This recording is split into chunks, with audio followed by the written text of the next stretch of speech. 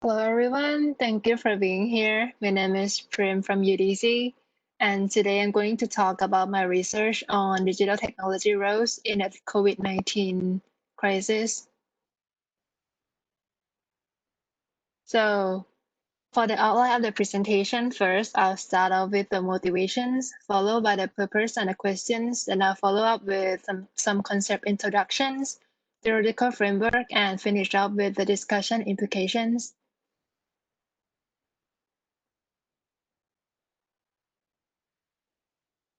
So, fun facts. Do you know that there are more than 40 million COVID-19 cases today accumulatively? And there have been over 1 million deaths reported and 30 million recovered cases. Another 9 million cases inactive right now, only 1% is counted as a severe case. And what about the US? I'm not really a number person. I like graphics way better. So here, a picture is worth 1,000 words, right? All the red dots here are signifying the accumulated cases in the area. And so this is what the US is looking like, more clear, right? You can see a red dot here and there. When you zoom in there, you can see here is Greenville, Georgia, Virginia, Richmond. There's a lot in New York, a little bit on Chicago here. And what about the world?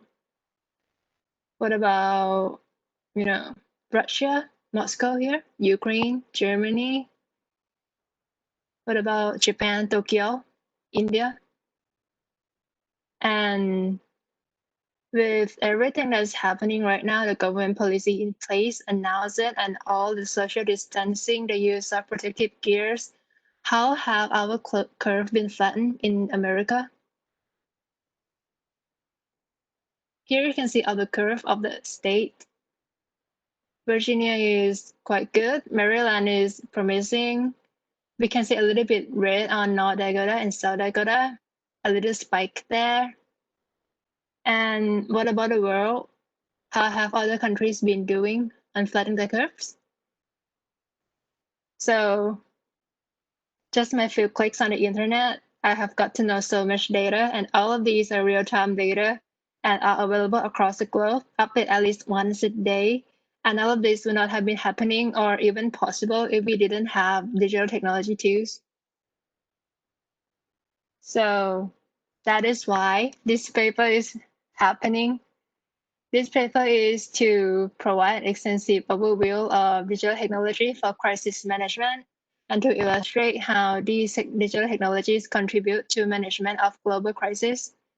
And we ask, how can they help? How can they transform our crisis management?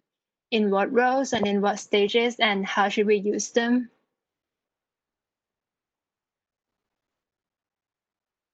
So now, let's first talk about why this crisis is so hard on us. I mean, we survived SARS in 2003. We survived lots of things. So why and how this is so difficult on us? Well, the first thing is it's new. We're still learning more about it. More symptoms are emerging. There are no complete cure for now, and the vaccine is still oncoming. The next thing is the transmissibility. The virus is highly contagious. It goes around as easy as a flu, but is not quite going away as easy as a flu, though.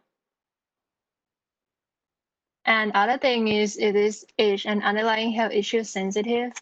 And above all, is that most of the case can appear to be asymptomatic, which mean there is a very mild to no symptom at all. You yourself doesn't know it, nobody knows it, but still in that asymptomatic state, you're still spreading just as well.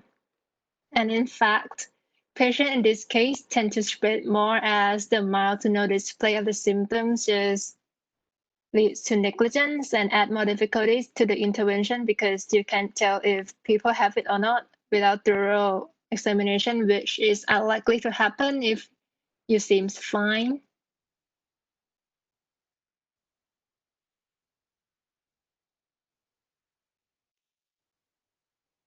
So with all these challenges, how can we cope with this situation with technology?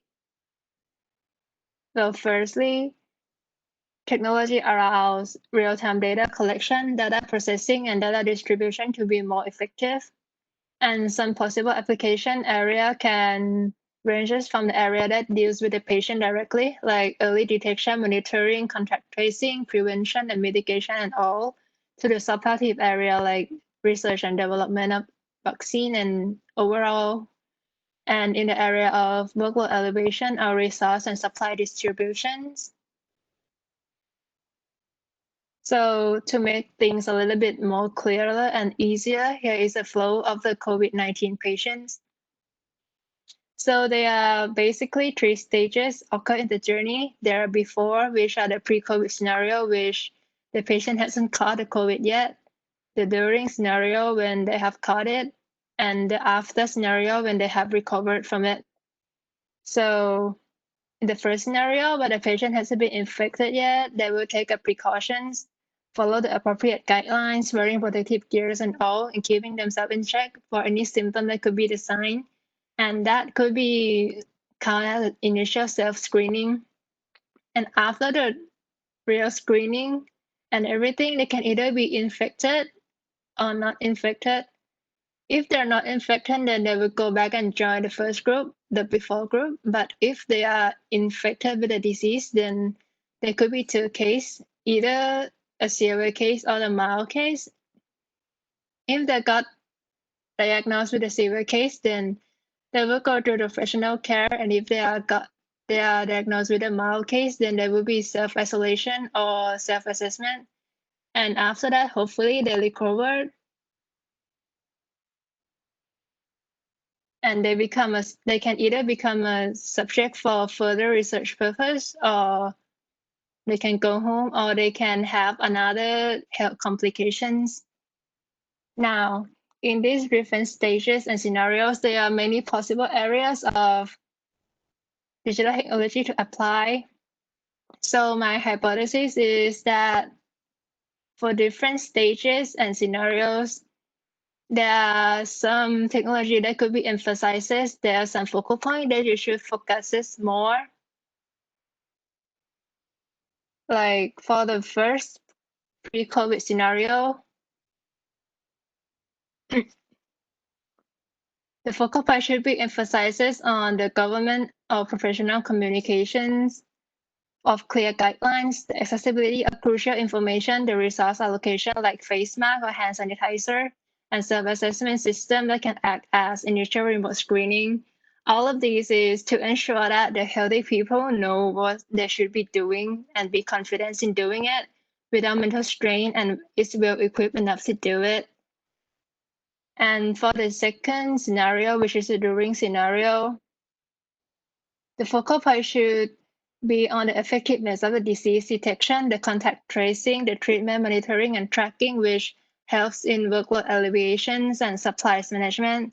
Because at this stage, the rapid risk assessment is the most crucial area as the degree of the transmissibility is high, highly time sensitive, and also is to strengthening the healthcare worker capabilities in handling all the cases. And lastly, in the after scenario, the policymakers should be emphasizing on the post-treatment tracking because there could be some further complications and they can be used for the research purpose.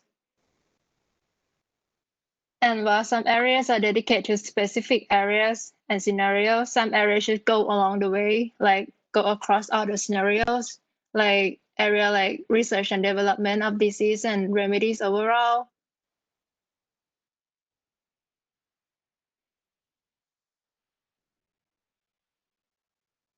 Some noteworthy cases from emerging economies can be found in Vietnam, South Korea, and Taiwan. There are rapid and clear government communication regarding the guidelines and the situations which are all accessible through official social media outlets. In Taiwan, the government combined the records of health insurance and immigration data to generate alerts through mobile phone. And in South Korea, they are utilizing personal and public record in contact tracing. The monitoring of self-isolation has also been done through mobile data tracking, so the workload of the hospital could be reduced.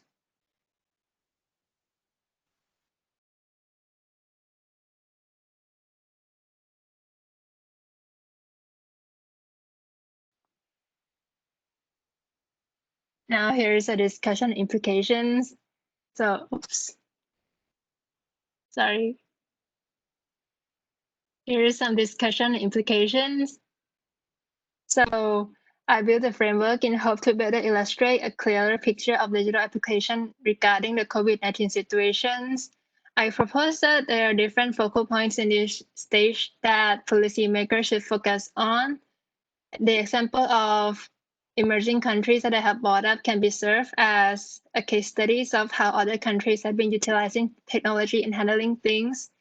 The viability of each method varies as different regions have different degrees in technological infrastructure and information security concerns.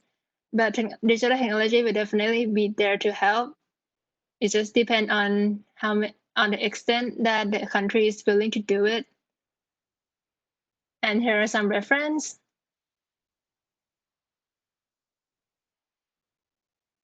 And thank you very much for your time. Have a nice day. Bye.